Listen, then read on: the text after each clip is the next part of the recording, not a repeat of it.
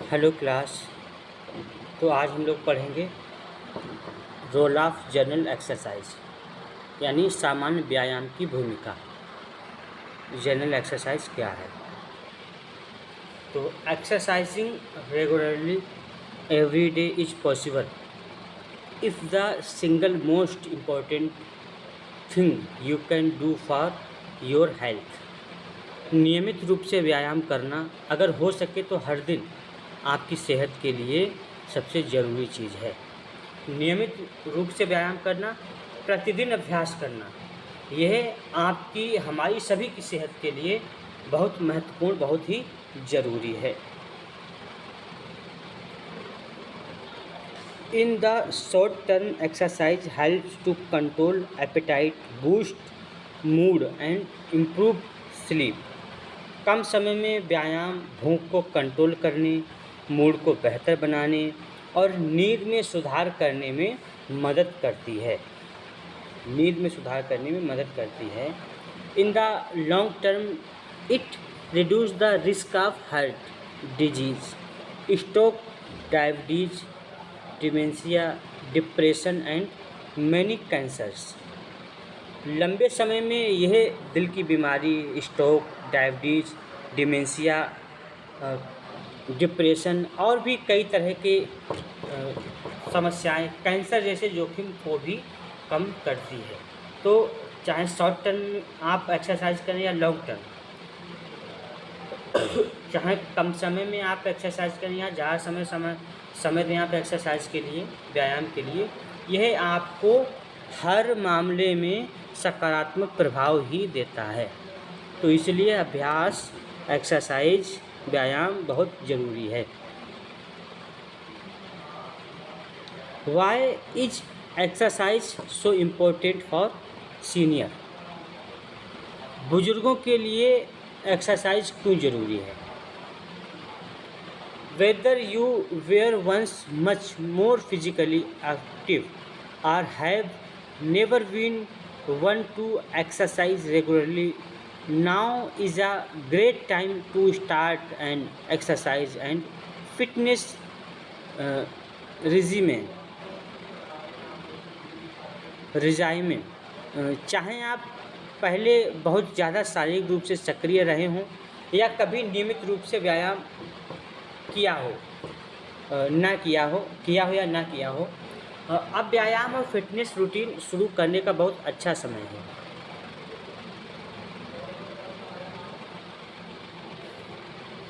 आपने पहले एक्सरसाइज किया हो या ना किया हो, चाहे आप डेली एक्सरसाइज करते थे, लेकिन ये जो ओल्ड एज है, बुजुर्ग टाइम है, जो सीनियर सिटीजन, उनके लिए व्यायाम करना बहुत ज़रूरी है।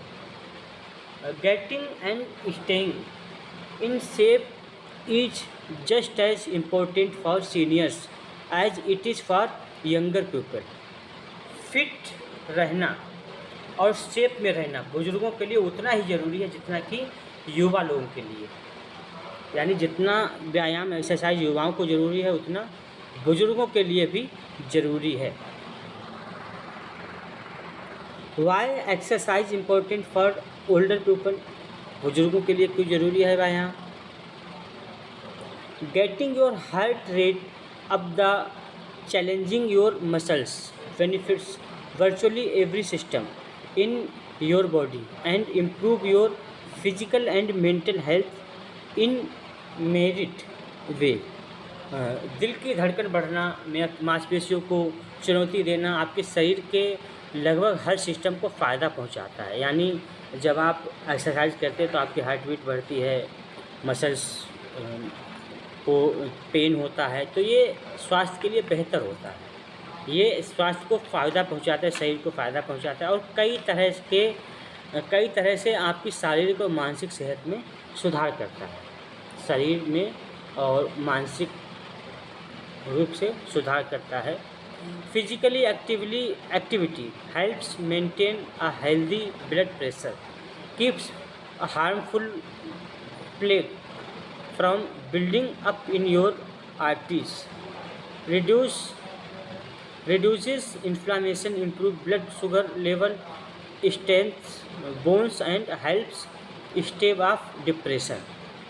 शारीरिक गतिविधि स्वस्थ ब्लड प्रेशर बनाए रखने में मदद करती है, धमनियों में हानिकारक प्लाक को जमने से रोकती है, सूजन कम करती है, ब्लड शुगर लेवल में सुधार करती है, हड्डियों को मजबूत करती है और डिप्रेशन से दूर रखने में मदद करती है। यानी आप फिजिकल एक्टिविटी करते हैं, शारीरिक अभ्यास करते हैं, एक्सरसाइज करते हैं, तो ये आपको शारीरिक रूप से, मानसिक रूप से आपका शरीर की इन्फ्लामेशन हो गया है, शुगर बढ़ गया है, सूजन आ गई है, डिप्रेशन आ गया, इन सब से दूर रखता है।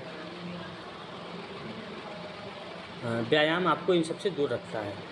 In addition a regular exercise programme can make your sex life better, lead to better quality sleep, reduce your risk of some cancers and is link to longer life. इसके अलावा नियमित व्यायाम आपकी सेक्स लाइफ को बेहतर बनाता है, बेहतर नींद देता है, कुछ कैंसर के जोखिम को भी कम करता है और लंबी उम्र से जुड़ा होता है। यानी आप लंबी उम्र जी सकते हैं।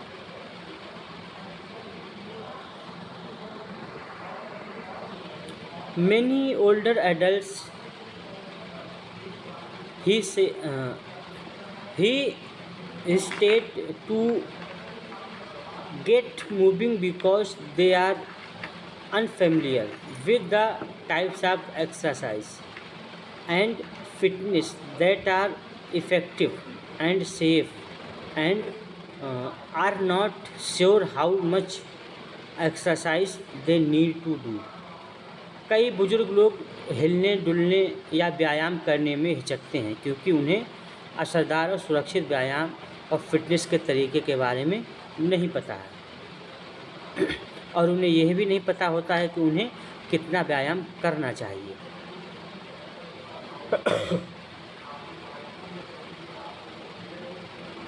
The good news is that any kind of movement is better than being sedentary, so there's nothing wrong with starting small and working your way up to longer workout। अच्छी बात यह है कि एक जगह बैठे रहने के बजाय किसी भी तरह की गतिविधि करना बेहतर है, इसलिए छोटी शुरुआत करें और धीरे धीरे वर्कआउट की ओर बढ़ने में कोई बुराई नहीं है। मतलब धीरे धीरे शुरुआत करें छोटे से, फिर धीरे धीरे बढ़ाते रहें आगे और वर्कआउट का टाइम बढ़ाएं।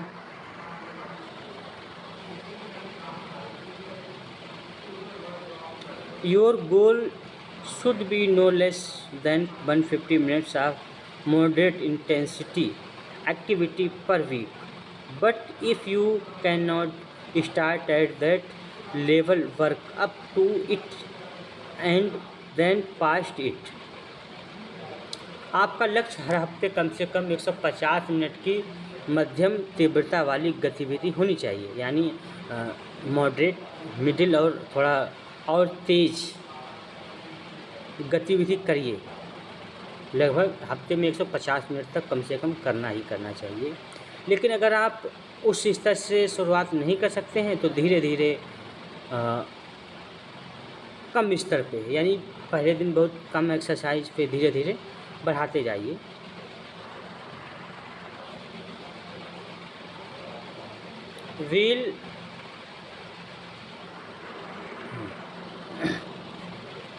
Will there are many dedicated forms of exercise and fitness for adults।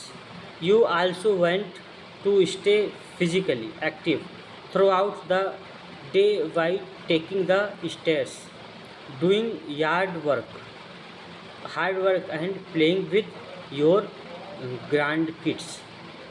हालांकि वयस्कों के लिए व्यायाम और फिटनेस के कई खास तरीके हैं, लेकिन आप सीढ़ियाँ चढ़कर घर के बगीचे या आंगन का काम करके और अपने पोते पोती के साथ खेलकर भी पूरे दिन शारीरिक रूप से सक्रिय रह सकते हैं।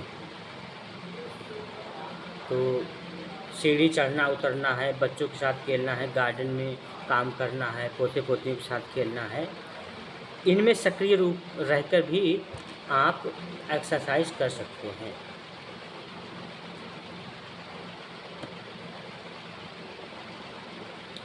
When it comes to exercise and fitness for seniors, most can begin without consulting a doctor, but there are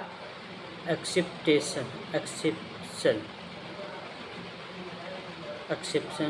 बुजुर्गों के लिए एक्सरसाइज और फिटनेस की बात करें तो ज़्यादातर लोग बिना डॉक्टर से सलाह लिए शुरू कर सकते हैं, लेकिन कुछ अपवाद भी हैं। हालांकि चाहें तो नहीं पूछे, लेकिन कुछ अपवाद हैं जिसकी वजह से यदि आप पूछ लेते हैं तो ज़्यादा अच्छा है। If you have a major health condition like diabetes, high blood pressure, heart और लंग्स डिजीज, ऑस्टियोपोरोसिस और neurological disease, definitely talk to your doctor first. अगर आपको कोई गंभीर बीमारी है, जैसे कि डायबिटीज़ है, हाई ब्लड प्रेशर है, दिल या फेफड़े की बीमारी है, ऑस्टियोपोरोसिस है, या कोई न्यूरोलॉजिकल बीमारी है, तो निश्चित रूप से पहले अपने डॉक्टर से बात करनी चाहिए। पहले अपने डॉक्टर से बात करनी चाहिए, उसके बाद ये एक्सरसाइज शुरू करना चाहिए। People with mobility issue such as poor balance or arthritis should also get advice from their doctor. जिन लोगों को चलने फिरने में दिक्कत है, जैसे कि शरीर का संतुलन ठीक ना होना या गठिया अर्थराइटिस, उन्हें भी अपने डॉक्टर से सलाह लेनी चाहिए। तो जिनको गठिया है, चलने में दिक्कत है, ऑस्टियो अर्थराइटिस है, उनको भी डॉक्टर से सलाह लेनी चाहिए। Stretching exercise keep your muscles and tendons flexible, preserve your posture and improving mobility specially as you age. Stretching exercise है, आपकी मांसपेशियाँ और टेंडन्स को लचीला रखती है, आपके पोस्चर को बनाए रखती हैं और चलने फिरने की क्षमता को बेहतर बनाती हैं, खासकर उम्र बढ़ने के साथ। उम्र बढ़ने के साथ यदि आप स्ट्रेचिंग एक्सरसाइज करते हैं तो आपकी मसल्स हैं, आपके टेंडेंस हैं, आपकी बॉडी पोस्चर है, ये सब मेंटेन रहता है। Stretching can be done every day. Stretching रोज़ की जाती है, रोज़ कर सकते हैं। Balance exercise call on the various system that help you stay upright and oriented, such as those of the inner ear vision and muscles and joints.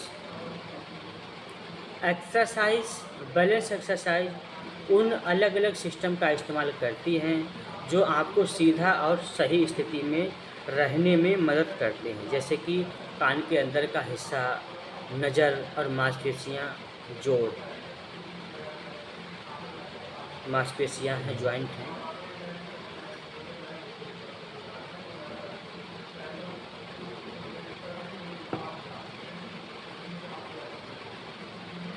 तो balance exercise है, ये अलग अलग सिस्टम पे काम करती है, आपके जॉइंट पे काम करती है, आपके मांसपेशियों पे, आपकी दृष्टि पे, सब पे काम करती है।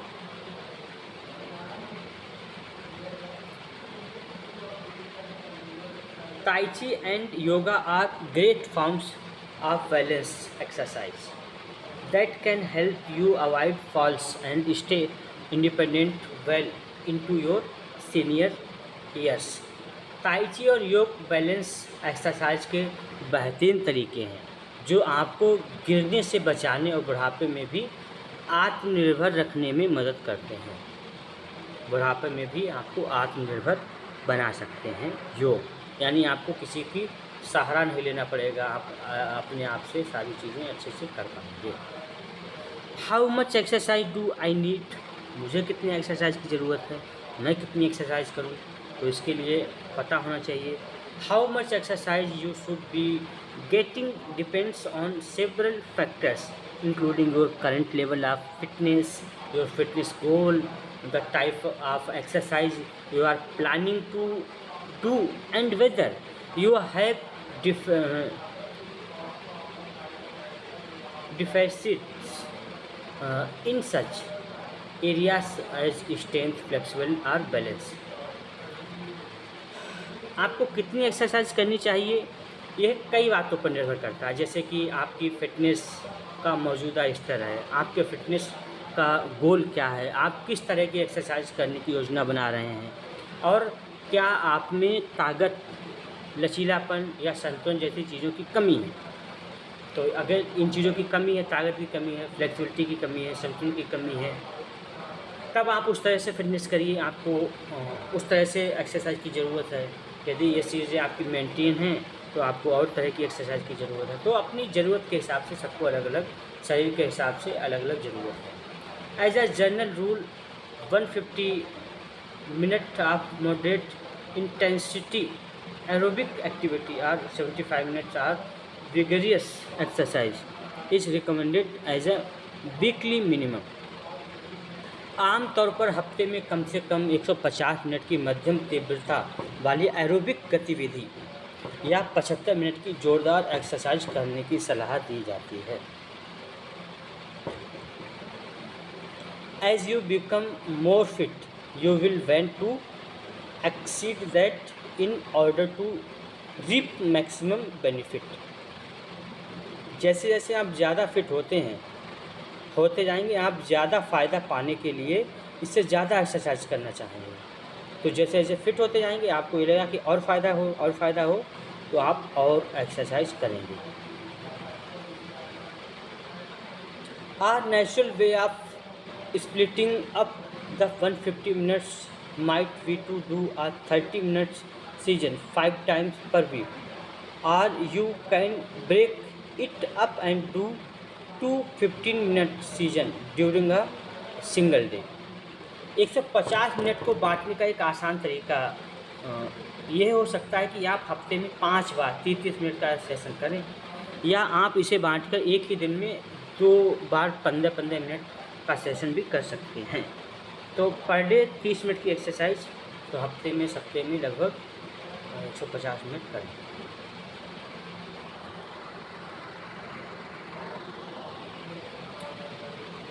Adopt what ever schedule fits your life style. अपनी जीवन शैली के हिसाब से कोई भी शेड्यूल अपनाएं, जो भी आपको ठीक लगता हो वही शेड्यूल अपनाएं अपनी जीवन शैली के हिसाब से।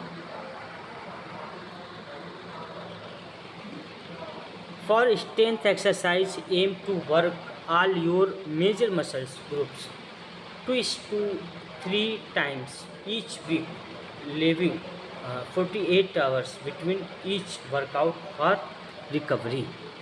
ताकत बढ़ाने वाली एक्सरसाइज के लिए कोशिश करें कि हफ्ते में 2 से 3 बार अपनी सभी मुख्य मांसपेशियों पर काम करें, और हर वर्कआउट के बीच रिकवरी के लिए 48 घंटे का अंतर रखें। If you do total body workout that's 2 season per week. अगर आप पूरे शरीर का वर्कआउट करते हैं तो हफ्ते में 2 सेशन काफ़ी है पूरे शरीर के लिए।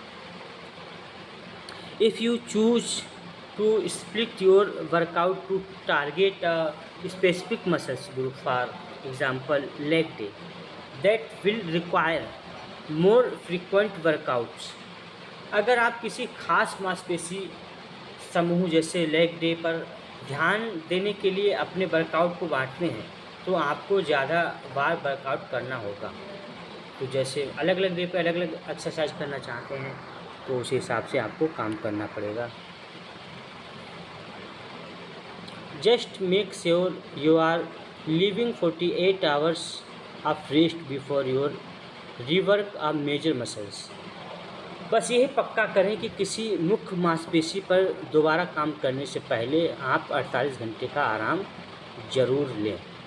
यानी 48 घंटे बाद आपको किसी मसल्स पे प्रेशर डालना है, दबाव डालना है। If you have notice problem with your balance such as unsteadiness, dizziness और vertigo, talk to a health care provider for recommendation about balance specific exercise. अगर आपको अपना बैलेंस बनाए रखने में दिक्कत होती है, जैसे लड़खड़ाने हैं, चक्कर आना है, सिर घूमना है, तो बैलेंस से जुड़ी एक्सरसाइज के बारे में सलाह के लिए किसी हेल्थ केयर प्रोवाइडर से बात करनी चाहिए। तो कोई यदि समस्या है तो हेल्थ केयर प्रोवाइडर से get in 3 half your workout each week in addition in 30 minute walk at least twice weekly. हर हफ्ते 3 बार आधे आधे घंटे की वर्कआउट करें और साथ ही कम से कम 2 बार 30 मिनट की वर्कआउट वॉक भी करें, यानी चलना भी टहलना भी है। It's best to stretch after you have warmed up for a few minutes or perform stretching exercise after you complete your workout। सबसे अच्छा तरीका है कि कुछ मिनट वार्म अप करने के बाद स्ट्रेचिंग करें या वर्कआउट पूरा करने के बाद स्ट्रेचिंग एक्सरसाइज करनी चाहिए। When stretching each muscle group take it slow and steady release repeat again। तो हर मसल ग्रुप को स्ट्रेच करें और स्ट्रेच करते समय धीरे धीरे और आराम से करें, छोड़ें और फिर से दोहराएं, यानी धीरे धीरे काम करना चाहिए, बढ़ाना चाहिए, स्ट्रेचिंग को बढ़ाना चाहिए, दोहराना चाहिए। But how much exercise is too much, लेकिन कितनी एक्सरसाइज बहुत ज़्यादा है। तो you should expect a little muscles soreness after workouts specially in the beginning. Workout के बाद थोड़ी मांसपेशियों में दर्द होना सामान्य है, खासकर शुरुआत में तो पेन ठीक ठाक होता है। But if you find that your body is simply not recovering between workouts you may be over training. लेकिन अगर आपको लगता है कि वर्कआउट के बीच आपका शरीर ठीक से रिकवर नहीं हो पा रहा है, तो हो सकता है कि आप ओवर ट्रेनिंग कर रहे हों, यानी बहुत ज़्यादा एक्सरसाइज कर रहे हैं जिसकी वजह से रिकवर नहीं हो पा रहा है। तो ज़रूरत के हिसाब से आपको रखना है। Remember that seniors need more recovery times than younger people. याद रखें कि युवाओं की तुलना में बुजुर्ग को रिकवरी के लिए ज़्यादा समय की ज़रूरत होती है। धीरे धीरे कोई भी चीज़ रिकवर हो पाती है। With the expectation of welcome muscles soreness as exercise programme should make you feel good. मांसपेशियों में होने वाले सामान्य दर्द को छोड़कर एक्सरसाइज प्रोग्राम से आपको अच्छा महसूस होना चाहिए। If it does not you are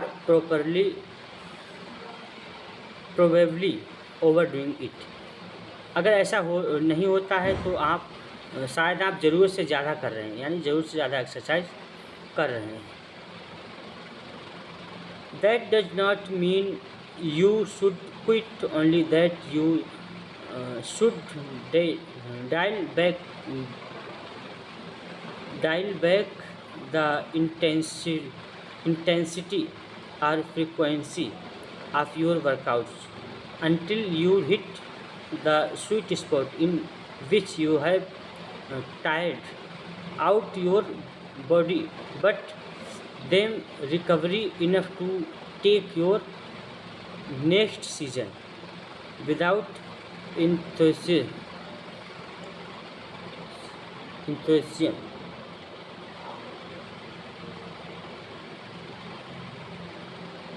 इसका मतलब है कि यह नहीं है कि आपको छोड़ देना चाहिए एक्सरसाइज, बल्कि आपको अपने वर्कआउट की तीव्रता यानी जो फ्रीक्वेंसी है उसको कम करना चाहिए जब तक कि आप उस स्तर पर ना पहुंच जाएं जहां आपने शरीर को थका देते हैं, लेकिन अगले सेशन के लिए उत्साह के साथ तैयार होने के लिए काफ़ी रिकवर भी हो जाते हैं। यदि आप आराम से एक्सरसाइज करते हैं धीरे धीरे तो बॉडी रिकवरी भी होते हुए चलती है। What are the benefits of exercise. Exercise करने के क्या फ़ायदे हैं, तो फ़ायदे देखते हैं हम लोग क्या फ़ायदे हैं।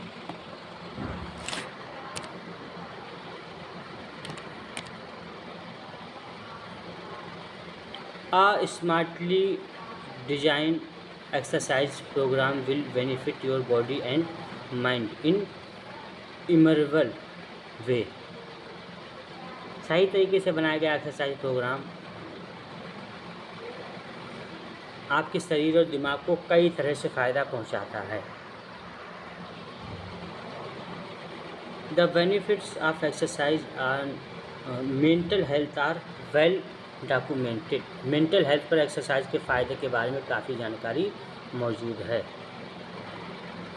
For example, one major study found that sedentary people are 44% more likely to be depressed।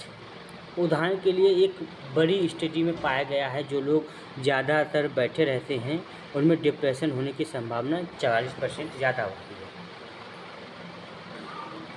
Another found that those with mild to moderate depression could get similar result to those obtained through antidepressants just by exercising for 90 minutes each week। एक और study में पाया गया है कि हल्के से मध्यम डिप्रेशन वाले लोग सिर्फ हर हफ्ते 90 मिनट एक्सरसाइज करके एंटी डिप्रेसेंट दवाओं जैसे ही नतीजे पा सकते हैं। यानी डिप्रेशन अगर है तो आप 90 मिनट तक एक्सरसाइज करते हैं तो आपका डिप्रेशन ठीक हो जाएगा। The key appears to be the release of brain chemicals such as serotonin and dopamine, which help lift mood and combat stress। ऐसा लगता है कि इसकी मुख्य वजह सेरोटोनिन और डोपामाइन जैसे ब्रेन केमिकल्स का रिलीज होना है जो मूड को बेहतर और स्ट्रेस से लड़ने में मदद करते हैं। सेरोटोनिन है और डोपामाइन है, ये हैप्पी हार्मोन्स है। We are all similar we are all familiar with exercise ability to improve cardiovascular health. हम सभी जानते हैं कि एक्सरसाइज कार्डियोवैस्कुलर हेल्थ को बेहतर बनाती है। But how does exercise lower blood pressure. लेकिन एक्सरसाइज ब्लड प्रेशर को कैसे कम करती है। Interestingly when you stimulate your circulatory system through aerobic exercise you are temporary increase your blood pressure by forcing the system to work harder. But when you have finished exercise your blood pressure drops to a lower level than it was before you began। दिलचस्प बात यह है कि जब आप aerobic exercise के ज़रिए अपने सर्कुलेटरी सिस्टम को स्टिमुलेट करते हैं तो आप सिस्टम को ज़्यादा मेहनत करने के लिए मजबूर करके कुछ समय के लिए अपना ब्लड प्रेशर बढ़ाते हैं। लेकिन जब आप एक्सरसाइज पूरी कर लेते हैं तो आपका ब्लड प्रेशर उस लेवल से भी कम हो जाता है जो एक्सरसाइज शुरू करने से पहले था। यानी बात यह है कि जब आप एक्सरसाइज शुरू करते हैं शुरू में आपका ब्लड प्रेशर बढ़ता है, फिर एक्सरसाइज करते करते वो ब्लड प्रेशर वो नॉर्मल से भी कम हो जाता है। जो शुरुआत में आपका ब्लड प्रेशर था वो कम हो जाता है।